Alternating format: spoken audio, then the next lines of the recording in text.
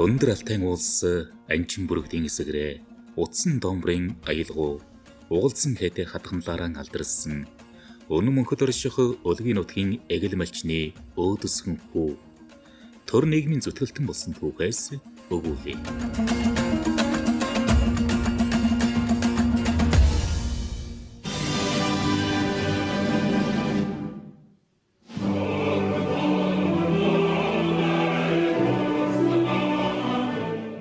Монголын радио ярьж байна.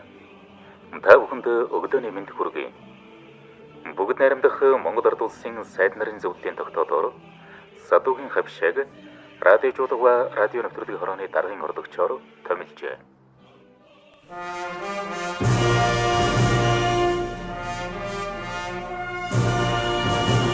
Түмний сэтгэлд мөнхөрсөн төр нийгмийн зүтгэлтэн Садуугийн хавшааг 100 жилийн ойд зориулв.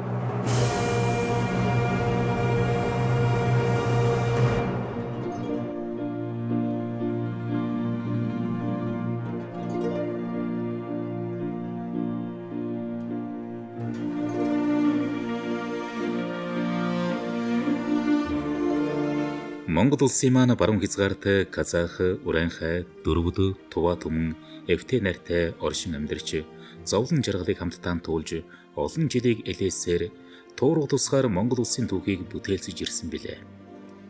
Тэдгээрийн дундаас ардын явсгалын үйл хэрэгтээ зүтгэсэн ахмадууд, эх орноо хамгаалах үйлстэй ам бие үл хайрлан тэмцсэн баатруудын зэрэгцээ, энх цагийн хөдөлмөрийн алдартангууд зохиолч эрдэмтэд төр нийгмийн зүтгэлтнүүд олноор төрөн гарсан байдаг. Манай алдрын танхимд байгаа энэ Садуугийн ажгийн, Садуугийн хавшай гэдэг хүмүүс маань бас аймгийг удирдах байсан тухайн үеийн манай сумаас манай сургуулиас төрөн гарсан ийм дундуур шавь нарын нэг байсан юм аа. 1940 онд Баян-Улгийн аймаг байгуулагдсан яг тэр цаг үедээ зэрэгцсэн тухайн аймгаас анхны сэхэтнүүд төрөн гарсны ихэнх нь хожимо эрдэмтэн зохиолч төр нийгмийн зүтгэлтэн болсны нэг нь жирийн малчны хүү Садуугийн хавшай болов. Манай төр нийгэм ахмад зүтгэлтэн Садуугийн хавшай бол олон жил хариуцлагатай бахашхын зэрэгцээгээр маш олон оюуны бүтээлсэн бүтээлчхэн бүтээлсэхэтний төлөөлөгчд байгаа юм.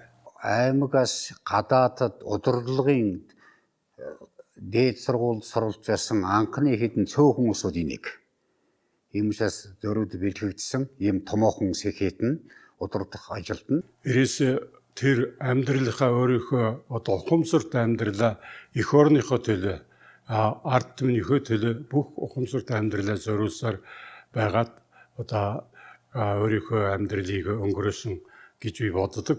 Ер нь хавшагаа ингээд уршин хөөгд ярих юм бол Баян-Улгийн аймгийг байгуулах тэр үйлсэд бас залуудаа их зүтгэсэн тийм их сайхан ундаг юм байл шүү дээ. Тийм учраас Баян-Улгийн аймгийг байгуулж зөвхөн бүтээхэд тэр хүний оролцоо ер нь ингээд эргээд бодоход тэр бол гавьяа байсан байгаа юм.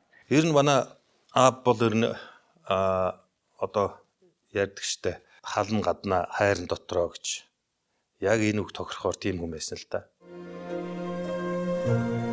Малчны хүү нийгмийн зүтгэлт.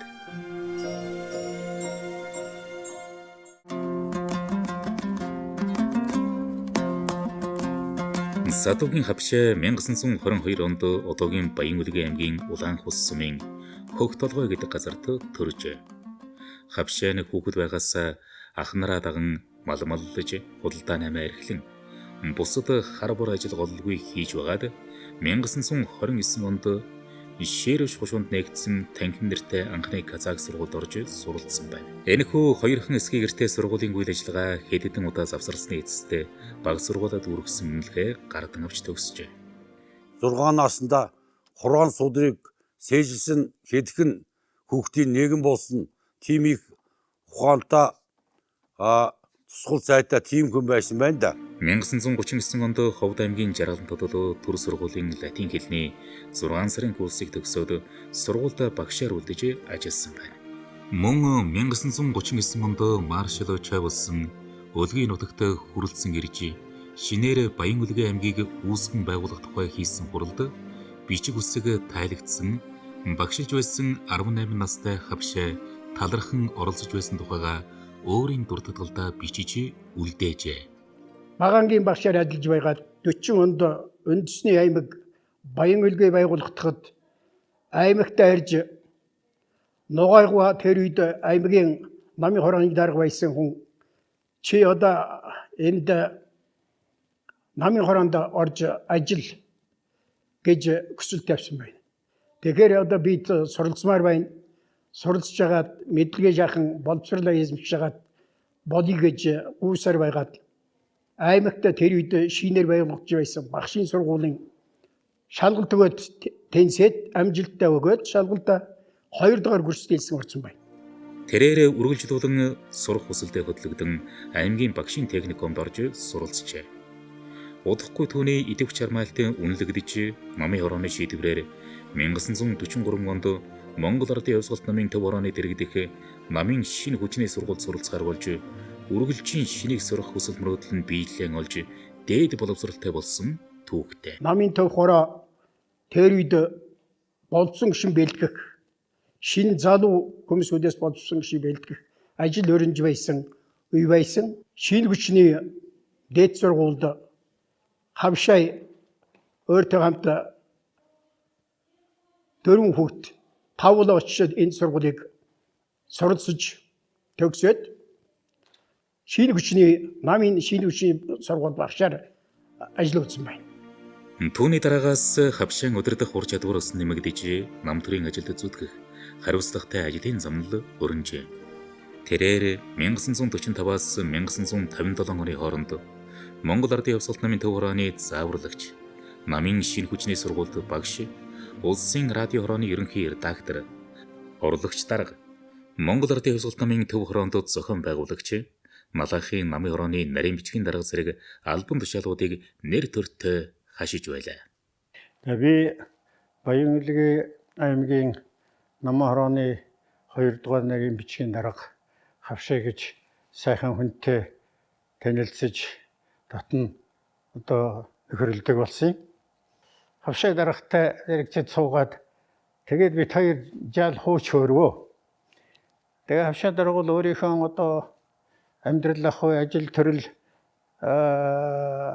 лөр хүүхэд ярьж тэндээс би хавшаа даргын ямар их одоо том ямар их агуу хүн бэ гэдгийг л мэдэж авсан л да. Тэгээ сургууль соёлд сурсан барьсан тэгээ тэр үед чинь бол одоо тийм амаргүй байсан шүү дээ сургууль соёл хот хөдөө хаач гэсэн. Тэгэл мөн тож сурсаар байгаа л одоо тэгэл одоо сургуулийн багшчил хийсэн ажил нь за тэгээд одоо намын төв хорооны зааварлагч хүртэл хийсэн намын шинэ хүчний дээд сургуулийг төгссөн. Зөвлөлт толгойд улсын коммунист намын төв хорооны дэргэдэх намын дээд сургуульд 1957-оос 1961 онд хавшаа, Телихан, Ром, Абдил нарын 4 залуу скетэнд сурч төгссөн. Тухайн үеийн нам төрийн бодлогын дагуу орос хэлийг бүрэн эзэмших, өдөртгөн шинэ арга барилд суралцах, зөвлөлтийн ард түмний аж төрөхөөс соёлын сайн дуршлагыг Монголд нутагшуулах үүрэг хүлээж байлаа. Тэд энэ үүргээ амжилттай сайн биелүүлсэн төдийгүй хожимо төр нийгмийн томоохон зүтгэлтнүүд болж төлөвссөн билээ. За тэгээд одоо бас зөвлөлт толгойд улсын тэр коммунист намын одоо намын сургууль тэрнийг одоо төгсөж ирсэн. Ингээд одоо хэлний боловсрал тэр улс төрийн боловсрал энэний талаар бол маш сөрхий тийм юутай тэгээд их туршлагатай тийм лотхон байсан. Хавшаа 1961-ээс 1963 онд Увс аймгийн намын хорооны үйлдвэр худалдаа, тээвэр холбоо хариуцсан нарийн бичгийн дарга 1963-аас 1976 он хүртэл Баян-Улгийн аймгийн намын хорооны 2 дугаар нарийн бичгийн даргаар томилогдсон 16 жил үр бүтээлтэй ажилласан. Баян-Улгид аж үйлдвэрийн яамны сайд дамдангой ажиллаар очиход намайг дагуулж явсан. Би тэр үед аж үйлдвэрийн яамны хүнд үйлдвэрийн хэлтсийн мэрэгжилтэн байсан. Би чинь бол дөнгөж сургууль төгссөн нэг мэрэгжилтэн 24 настай тийм л одоо хүчүүдээ. Тэгэхэд намайг одоо тэр том хүн тоогоод хоёулаа яриад тэгээд одоо намайг үг хэлгээд хондог тулгаад одоо ингээд би чинь одоо тэнд их сөрхийл намайг их л одоо их л хүндэтгэж их дотн хэлэгсэг хандсан. Тэгээ ерөөсөө тийм хүн юм байна лээ. Тэр зөвхөн надад ч тийм биш. Ер нь хүмүүст их тийм дотн нэг сайхан харьцдаг, их тийм зөөлөн хүнд их тийм хэлэгсэг байдаг. Тийм ч учраас тэр намын байгууллага бол ер нь үлгээд ихнэр хүндтэй тийм юм байна лээ. Ер нь бол тэгээд гол одоо аймгийн намын байгууллагын ажлыг бол үндсэндээ хавшаа даргаал хариуцж хийдэг тийм их ундаг. Тэр өөрийнхөө боловсон хүчнийг бэлтгэх, боловсон хүчнийг ажил томилох, тэднийг одоо боловсролын дэвшлүүлэх талаар их санаа тавьдаг.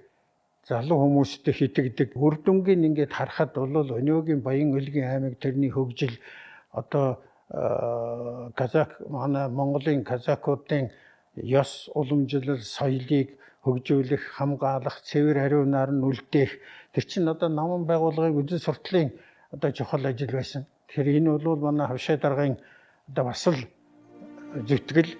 Мөн Баян Улгийн аймгийн барилгын зөвлөлийн даргын үргийг давхар гүйцэтгэж байлаа. Энэ үед дулааны цэглэгээ станц, ноос угаах үйлдвэр, төмөр бетон эдлийн үйлдвэр, цэвэрлэх байгууламж ашиглалтанд орж, аймгийн барилгын тэрээстэй нэгдэл дундын үйлдвэр байгуулагдаж, холбооны газар, радио станц, худалдааны байгууллагын барилгууд баригдан, баруун бүсийн хөгжлийн суурь болсон том бүтээн байгуулалтууд амжилттай хийгдэж, аймгийн барилгын байгууллага нь улсын тэргүүний барилгын байгууллагаар тодорч байжээ. Энэ амжилтыг төр засаг анхаарч Монгол Ардын Хувьсгалт намын төв хорооны улс төрийн төвчөөний хурлаар хэлэлцсэн Баян Улгийн аймгийн намын хорооны барилгын байгууллагыг удирдах арга барилын тухай тэргүүний дуршлагыг бусад аймагуудад нэвтрүүлэх талаар тусгай чиглэл өгч тогтоол хүртэл гаргаж байжээ. Хавшаага бол их гэгээлэг тийм сайхан цагаан бод санжсан зүйлээ их хэлчихдэг. Тэгээд ажлын их ариун туршлагатай. Тэгэхээр одоо манай аймагаас төрөн гарсан томоохон сэхэд нь удирдах ажилтны нэг байсан.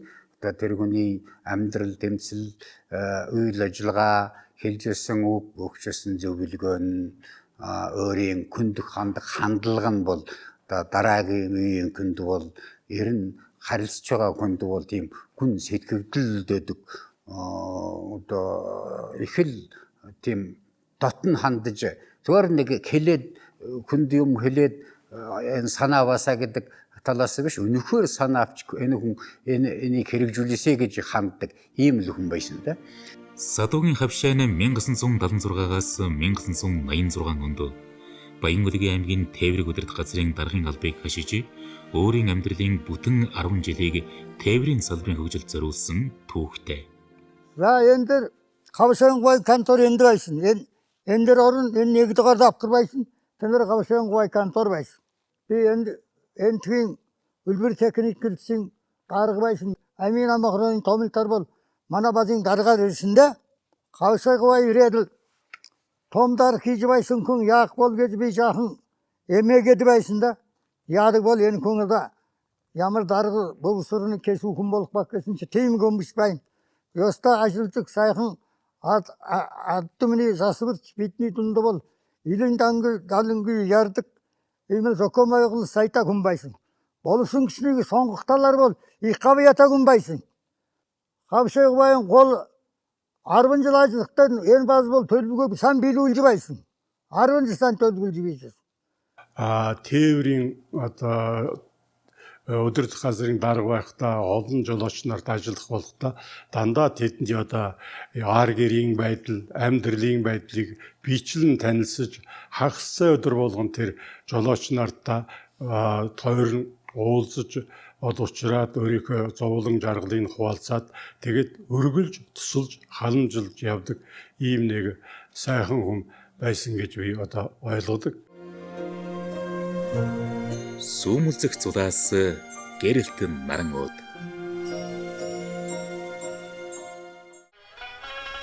Намын 10 дугаар их хурлын шийдвэрийн дагуу радио хороо намын төв хороонд шууд харьяалагдсан.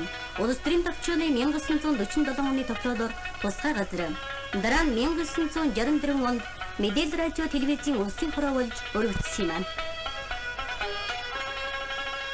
Садуугийн хавшааг 1947 онд бүгд найрамдах Монгол Ард улсын сайд нарын зөвлөлийн 64-р тогтоолоор улсын радио хорооны улс төрийн редактораар 1951 онд бүгд найрамдах Монгол Ард улсын сайд нарын зөвлөлийн 70-р тогтоолоор радиожуулга ба радио нэвтрүүлэг хорооны даргын орлогчоор томилж томилгооны шийдвэрүүдэд ерөнхий сайд улсын шалгарсан Хошообаатар чойволсон Монгол Ардын Хувьсгалт намын төв хорооны 1-р нарийн бичгийн дарга Цадин Балнаар гарын үсэг зурсан байдаг.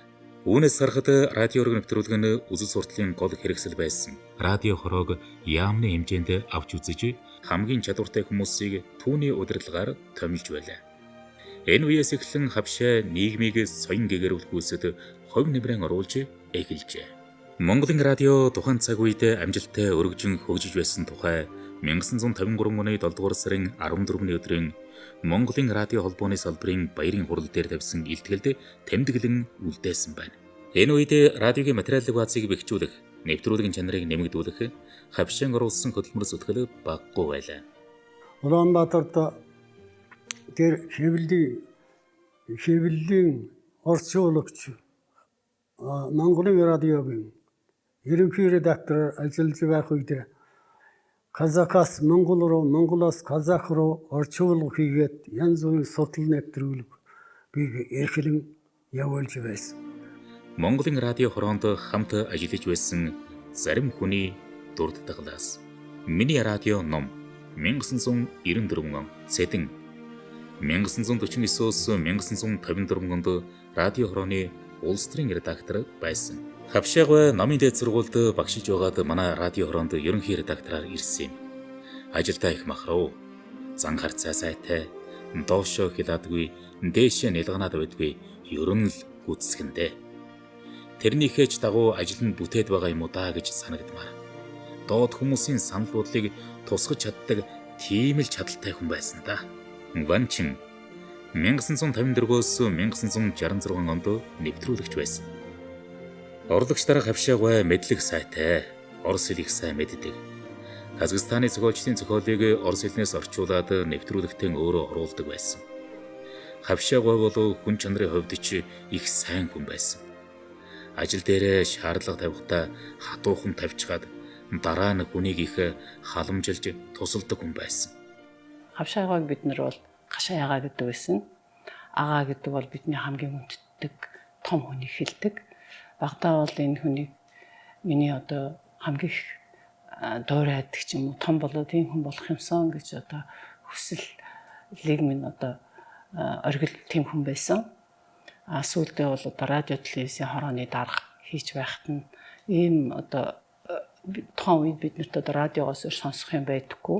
Ганц хоёр сайн уншдаг. Тэгээ радиог энэ хүн одоо энэ радиог явуулдаг бүх ажлыг зохион байгуулж удирдах гэж гэж бодохоор ийм ажлыг нэг хийж үзэх юмсан даа гэдэг одоо мөрөөдөлд бас автагдаж явсан үе бий.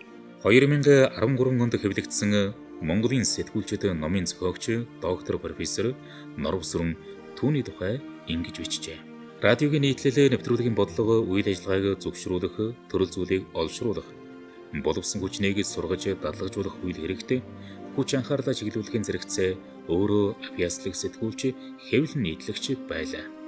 Хавшаан оюунлаг, бүтээлч шинж чанар, удирдан зохион байгуулах чадвар, залуу мэрэгчлэнүүдэд тавих анхаарал халамжийг тухайн үед Монголын радиод ажиллаж байсан нэгэн үеийнхэн бүгд дурсан ярьдаг. Тэрээр ажлын арга барилыг олох, хүнд заазруулах талаар хосгүй хүн байжээ. Монголын казахууд харавын дөт бичих хэрэгжилж байсан. Тэгээд дөч манус латин бичигдшилсэн. Тэгээд энэ яар казах сургуулиуд дөт бичгийн сурах бичих байхгүй. Латин хэлний сурах бичих байхгүй. Энэ чиндээ сурах бичих байхгүй багш нарын зааснаар тэгээ бичих өсөг сурч байсан хэрэг. Энэ хэрэгцээг анзаарч Тэгээд анх цагаан толгой номыг зохиож хэвлүүлсэн. Энэ бол 49 он гэж бодлоо. Хавшаа намтрын удирдах ажил хийхэн хажуугаар ард түмнийг бичиг үсгтэй болгох соён гэгэрүүл хүүсэд ханцуу шумлан орж 1949 онд казах хэл дээрх анхны өврийн цагаан толгой номыг зохиож хэвлүүлж тухайн үед бүх нийтээр бичиг үсгтэй болох үйлсэд зохиох хувь нэмрэн оруулж байлаа. 1954 онд Эрдэмтэн министртэй хамтран 10,000 орчим бүхтэй анхны Монгол казах толивчгийг зохиож хэвлүүлсэн одоо хүртэл ашиглагдсаар байна. Энэ толивчиг болон 1968 онд зохиосон Орос Монгол казах ярианы толивчиг зэрэг бүтээлүүд нь хэл шинжилэлд үнэтэй хувь нэмрээ оруулжээ. Би оюутан байхдаа энэ талбайн элдвэрчний холбооны давхарт нэг сайхан номын дэлгэр байсан. Тэнд номд чойсэн чинь тийм тойлбич байж байна. 10,000 өгтэй Монгол казак хэлний тойлгосон 5 төгрөг 20,000-аар би худалдан авч байсан. Тэр энэ бол бас л тухайн нийгмийн хэрэгцээ байсан хэрэг. Тэгээд казак хүмүүс их сургуульдаараа хэл нэхад нэлээд бэрхшээлтэй тулгарч зарим нь хичээлээс гоцорч сургуулиас гасагдах явдал байсан. Энэ бүх хэрэгцээг бодолж бас л цаг үеийг мэдэрдэг, мэдрэмжтэй, мэдлэгтэй ухаантай хүний хийдэг ажил шүү дээ. Энэ дарга болгоны юм биш л дээ. Гэтэл одоо Хавшаа мэтийн цөөхөн удирд ажилтнууд оюуны баялаг бүтээлчээр ажиллаж амьдарч байсан. Тийм учраас олны сэтгэлд мөнхөрөн өлддөг юм хүн бол. 1976 онд Хавшаа орон нутгийн түүхийн анхны бүтээл болох Баян-Улиг аймагт намын байгууллагын номыг Сатвалттай хамтран бишиж хэвлүүлж байсан бол сүүмэлзэх цулаас гэрэлт нарангуу тэмээх Баян-Улиг аймагт ерөнхий боловсролын сургуулиудын үүсэл хөгжлийн тухай өгүүлсэн түүхэн дурсамж номоо 66 наснда бичжээ. Амьдралынхаа сүүлийн жилүүдэд Тус аймгийн намын байгууллагын төв мөн сургууль боловсролын тухай түүхэн номыг гаргасан юм хүн байлаа.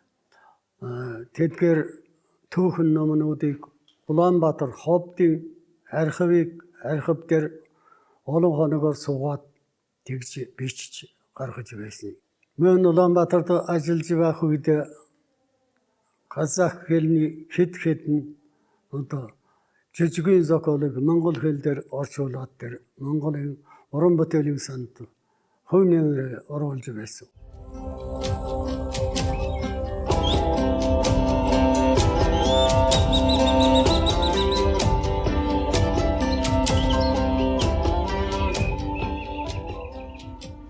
(1940-ад) оноос Монголд гадаадын ялангуяа Оросын сонгодог уран зохиолыг орчуулах ажил гойд нэмэгдэж, үүний ачаар монголчууд дэлхийн сор болсон уран зохиолын ертөнцид нэвтэрч эхэлсэн билээ. Хавшаа ард иргэдийг соён гэгэрүүлэх нь өөрийн үүрэг гэж үзэн орчуулгын ажилд зориглон орж баггүй хөдөлмөр шингээж цаг заваан зарцуулж байлаа. Хавшаа 1947 оноос монгол хэлнээс казах хэлэнд, казах хэлнээс монгол хэлэнд, түүнчлэн орос хэлнээс монгол хэлэнд радио мэдээ, нэвтрүүлэг, шүлэг, жүжиг, өгүүлэлт зэргийг орчуулан олонний хүртэл болгожээ. Заримаас нь дурдвал казахын их яруу найрагч Абайн шүлгүүдийг монгол хэлнээр хөрвүүлж 1958 онд Улаанбаатар хотод 10,000 ширхэг хэвлүүлжээ. Төрийн шагналтай зохиолч Намдаг Назагдорч нарын залуу үе жүжиг, Намдгийн 80 жолооны ой жүжигийг казах хэлнээр орчуулж 1968 онд Баян-Улиг аймгийн хөгжим драмын театрын тайзнаа тоглуулжээ. Зөвлөлтийн зохиолчид Ахтановын Арслангийн хишиг, Абишевийн атаархал жүжигүүдийг монгол хэлнээр хөрвүүлж Улаанбаатар хотод улсын драмын эрдмийн театрын тайзнаа 1954-1957 онуудад Ванган, Гаваа нарын найруулгаар тоглуулж олонний хүртэл болгосон байна. Эрдэмтэн судлаач зохиолч Сотном уран зохиолын орчуулагын ажлын тухай нийтлэлдээ Дамдын сүрэн, Эренчин, Оюун, Пэрнлээ, Чимэд, Содном зэрэг тухайн үеийн шилдэг зохиолч, орчуулагчдын игнэнд Хавшаа нэрийг дурдж байсан нь түүний орчуулагын ажилд өгсөн үнэлэлт билээ. Сүүлчийн томилолт. Хавшаа гисэн 1986 онд 64 наснда өндөр насны дэвтгэрт гарсан чи биеийн амрыг харж зүгээр суусангүй. Ном дурдтгал бичгийн зэрэгцээ 1986-аас 1988 онд Баянгүлгийн аймгийн Ахмадын хорооны анхны дараагаар томилогдсон ажиллажээ. Энэ үед олон арван ахмадуудын хөдөлмөрийг төр засгаар үнэлүүлэх, нийгмийн асуудлын шийдвэрлэх ажлуудыг санаачлан хийсэн байдаг. Хавшаа 1988 онд Тэнгэрт дэвшгээс өмнө улсын төв архивт 2 сар гаруй сууж ажиллан Баянгүлгийн аймгийн шинэ музейд зориулан 1911 оноос хойших түүхэн баримтуудыг хуучин монгол хэлнээс кирилл үсгэнд буулган авч ирж хүлээлгэн өгсөн түүний сүүлчийн томилт болсон бөгөөд эдүгэ энэ баримтууд нь музейн хамгийн үн цэнтэй түүхэн үзмрүүдэд тооцогдож байна. Манай аймгийн хөгжил дэвшилт бол өөрийн хувь нэмрээ оруулсан Хавшаа гой бол анх манай аймаг байгуулагдсны дараагаар аймгийн хөгжил, салбар боловсрол, соёл урлагийн салбарын хөгжилд бас чухал өөрийн гэсэн хувь нэмрээ оруулсан ийм хүн байсан байна. За түүхээс авч үзэхэд бол жишээ нь манай Баянгүлгийн аймгийн музейн одоогийн байрлаж байгаа 3 давхар барилгыг анх бариулах санаачлагыг бас гартаа авч ажиллаж байсан хүмүүсийн нэг байна. За мөн музейн барилгыг ашиглалтанд орох үеэр Улаанбаатар хотод очиж, төв архивт очиж, одоо аймгийн түүхтэй холбоотой, угсаатны зүй, үндэстэн ясны одоо энэ өвөрмөц өв соёлтой холбоотой түүхэн материал баримтуудыг үндсэн архиваас 2 сар бүтэн одоо сууж тэнд судалгаа хийж байж авчирч бас түүхэн материалуудаар манай санхүүрийг баяжуулсан нь манай аймгийн соёлын салбарт бас тодорхой хувь нэмэр оруулсан гэж үзэж байгаа. Хавшаан хөдөлмөр зүтгэлийг төр засгаас өндрөөр үнэлж, хөдөлмөрийн гавьяаны улаан түүхийн одон алтан гац содонгоор 2 удаа хөдөлмөрийн хүндэт медаль болон бусад 23 медалуудаар шагнасан байдаг. Түүхийг бичлэлсэн гэр бүл.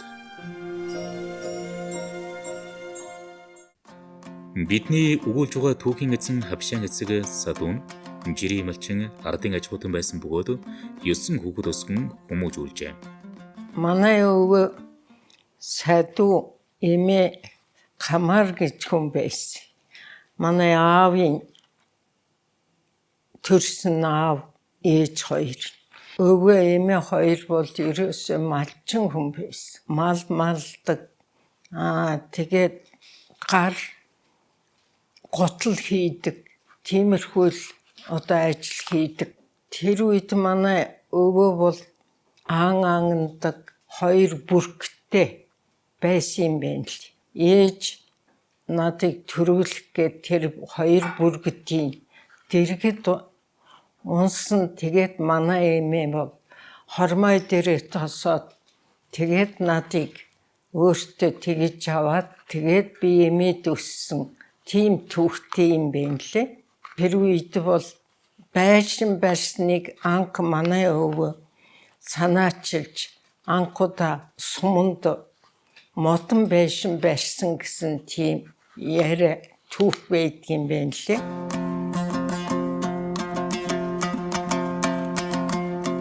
Садугийн хүүхдүүд бүгд ардын өвсгөлийн үйл хэрэг болон шинээр Баянгүлгийн аймгийг байгуулахад гар бие оролцсон. Шинэ тулгуур улсын анхны сэхэтнүүд ажилчин малчин хүмүүс байсан юм. Томхүү Мөтэйн цагаан нуурын дамжлаг баазын бөөний худалдааны анхны төлөөлөгч байсан бол удаахуу Ажкен ховсгол тэмцлийн Ахмад зүтгэлтэн Баянгүлгийн аймгийг байгуулахад анхнаасаа хүчин зүтгэж явсан аймагт залуучуудын холбоог үндэслэгчдийн нэг Улаан хус сумын анхны засаг дарга аймгийн намын хорооны 2 дугаар нарийн бичгийн дарга зэрэг албуудыг хашиж байжээ. Дундхүү Сүлейман нь Олон жил худалдааны агентаар ажиллаж бүгд найрамдах Монгол Ард улсын ардын хурлын депутатаар сонгогдож байсан хүн. Хүү Баянмурат нь дэлхийн 2 дугаар дайны үед 1939-өөс 1945 онуудад 6 жил цэргийн албааж эх орны хамгаалах үйлсэд өөрийн хувь нэмрээ оруулж явжээ. Отгон хүү Хизербек нь орон нутгийн намын удирдах байгууллага болон геолог байгууллагын салбарт 40 жил ажилласан сэхэтэн юм. Мөн Садуугийн охин Бадигууд Мария нар нь жирийн ажилчин хүмүүс байсан. Охин Манаар нь Казак эмэгтэйчүүдийн дундаас төрөн гарсан анхны сэхэтэн олон зуун хүнийг бичиг үсэгтэй болгосон багш хүн байжээ. Нэг үгээр хэлбэл Садуугийн гэр бүл шинэ аймгийг байгуулах, хөгжүүлэх үйлсэд өөрсдийн хувь нэмрийг оруулсан түмэн олонд хүндлэгдсэн хүмүүс билээ. Тэр хавшаа агсны аав ээж нь Шайдуу Хамар гэдэг хүний гал голомтоо манай эхнэр Азат бит хоёр одоо 45 жил энэ гэрд эзэн болоод явж байгаа. Манай энэ Садуугийн удамд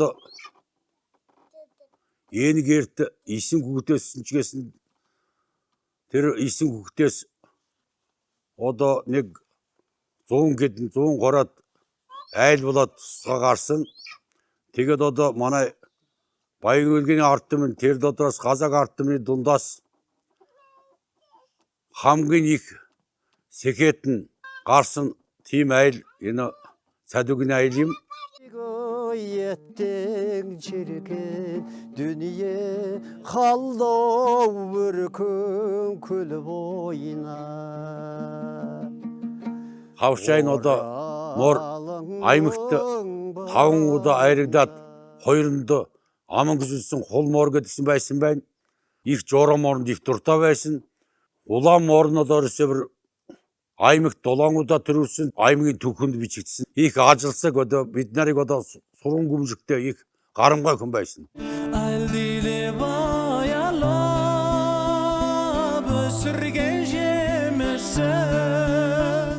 Хавшаа 1950 онд нутгийн бүсгүй Гавкартай халин сууж амьдралын 40 гаруй жилийн зовлон жаргалыг хамтдаа туулжээ.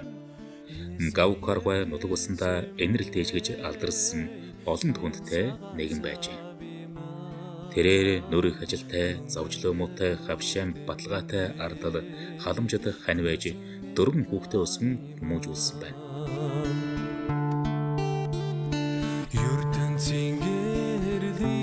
Тэдний том охин Батияна залуу наснаас хүн ардын эрүүл мэндийн манаанд зогсож Улаанбаатар хотын клиникийн 3 дугаар амьлаг оргил сувилын газар зэрэг байгууллагуудад тасгийн эрхлэгч ихэмчээр тасралтгүй 40 жил үр бүтээлтэй ажиллан одоо гавьяаныхаа амралтыг эдэлж байна. Чавалсангийн нэрмжид 1-р 10 жилд надыг орхуулсан. 8 наст. Чавалсангийн нэрмжид тэр 10 жилд оруулахдаа 1-ээс 4-р анги хүртэл Орос сургууль гэж байсан. Багш Буртковский гээд Грузийн тийм багш заадаг байсан. Тэнд бол Чойвалсангийн охин Сувтаа гэж байсан. Айгүй гоё тийм охин уртстай тийм хүүхэд байсан. Манай параллел ангид байсан. Удаах охин Иркэн нь Баян-Үргийн аймгийн нэгдсэн эмнэлэг хэвлэх үйлдвэрт он удаан жил ажиллахдаа Улс аймгийн авраг тэргүүний ажилтан 5 жилийн гавшгаач цолоор өргөмжлөгдөн шагнагдж хөдөлмөрөөрөө алдарсан хүн бөгөөд одоо насныхаа дэдвэрт гарчээ. Би дандаа шатар тоглодог байсан. Надад шатар зааж өгдөг. Тэр тоо бас гаргаж өгдөг. Тийм сайхан аавтай байсан да. Ер нь биднэр сайн сургаараа сайн хүмжүүлж өгсөн аавтаа их баярлж байна. Хавшаан хөө Ирчанана зөвлөлт Орос улсын эрхүү хотод суралцсан автоинженерийн мэргэжил эзэмшин төгссөн.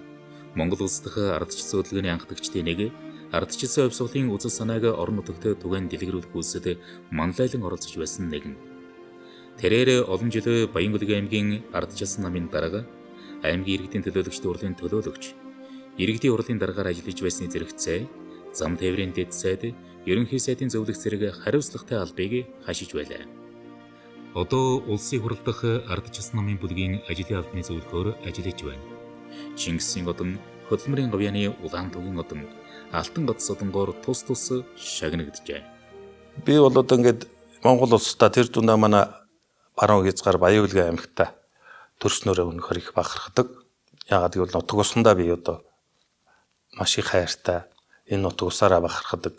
Хамгийн гол нь бид нар энэ эрх чөлөөнд одоо маш их хайртай эрх чөлөөгөөрөө бахархдаг. Манай Монгол улсад аж төрж байгаа манай казах түмэн маань өөрийнхөө соёл түүхээ маш одоо сайн явж явсан. Үеийн одоо төрийн бодлого бол манай казах үндэсний цөөнхүүдийн хувьд бол маш зөв мэрэгэн байсан гэж одоо хэлдэг. Өнөөдөр бол манай казахууд бол өөрийнхөө төрөлх аймагта, төрөлх нутагта сайхан аж турж одоо эрх чөлөөтэй амьдарч байгаа. 2022 онд Баян-Улгийн аймгийн засаг даргын захирамжаар төр нийгмийн зүтгэлтэн Садуугийн хавшаан мэндэлсний 100 жилийн ойг тэмдэглэл өнгөрүүлэх ажлын хэсэг байгуулагдсан юм.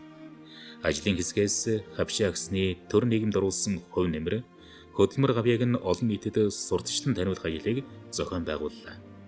Энэ ажлын хүрээнд аймгийн музейд хавшаан ажил амьдралтай холбоотой түүхэн үзэмбүүдийн буланг байгуулан аймгийн номын санд түүний тухай өмөр дээрх баримтат номын нээлт хийгдэж дурсгалын мөнгөжүүлэх зорилгоор Өлгийн хотын нэгэн гудамжийг Садуугийн хавшаа нэрээр нэрлэх шийдвэр гарсан юм.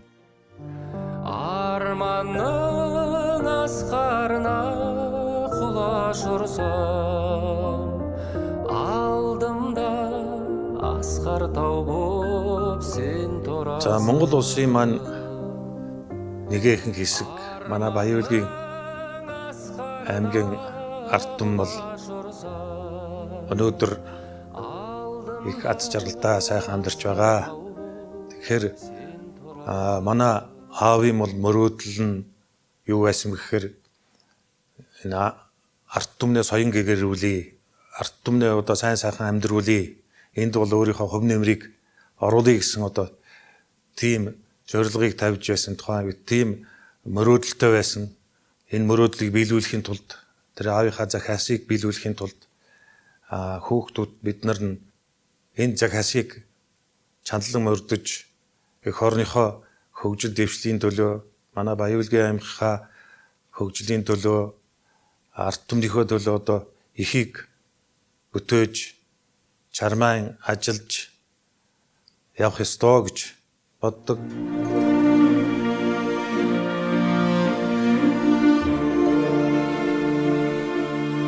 Хүн бодлоготой байж зоригтой амьдрах хэрэгтэй. Зоригтой хүн зөв амьдрдаг. Садуугийн хавшаа. Түүний амьдралын замнал нь өнгөрсөн 100 жилийн Монгол улсын түүх. Тэр тусмаа Баян-Улгийн аймаг байгуулагдсан хөгжиж ирсэн түүхтэй нэгт холбоотой. Ямагт жирийн хүмүүсийн санаа бодлыг сонсон. Тэдэнтэй ойр байж төр төмний төлөө өөрийн амьдрал хүч хөдөлмөрөө харамгүй зориулсан түүхийн хуудаснаа мөнхрөн үлдэж түүний хийсэн ажил туйрвсан бүтээлүүдийн үн цэн нь улам гэрэлтэн оршиж байна.